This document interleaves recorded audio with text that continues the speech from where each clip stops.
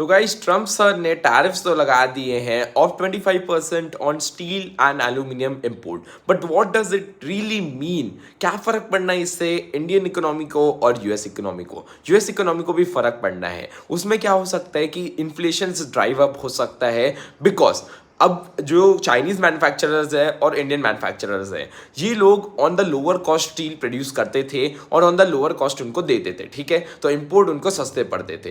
But अगर वो सब डोमेस्टिक प्रोड्यूस करेंगे तो higher prices can inflate the economy for a movement, a short period of time और मीडियम टर्म में इफेक्ट कर सकता है वो यूएस को भी, और on the short term it can also effects economies like China and India who were exporting their material to US. तो यहाँ पे सिंपली क्या फर्क पड़ना है? सबसे मेन फर्क पड़ना है यूएस इकोनॉमी को, उनके प्राइसेस इन्फ्लेट हो सकते हैं because they are also not able to match their aluminium demand. उनका डोमेस्टिक प्रोडक्शन जो है वो केपेबल ही नहीं है कि वो इतना प्रोड्यूस कर सके जितना उनको चाहिए। तो that can leave a higher inflation growth in the US economy. तो ज़्यादा से ज़्यादा फर्क यूएस इकोनॉमी को पड़ना है। ऑन द शॉर्ट टर्म दो दूसरी इकोनॉमीज है वो ठीक ठाक हो जाएगी, it will trade within them, that's the thing guys. तो इस पे जरूर ध्यान दे देना एक बार और शेयर कर देना इस शॉर्ट को अपने रेफरेंस के साथ, तो भी समझ सके कि यूएस इकोनॉमी को ज़्यादा फर्क पड़ना है रादर देन अदर इकोनॉमीज।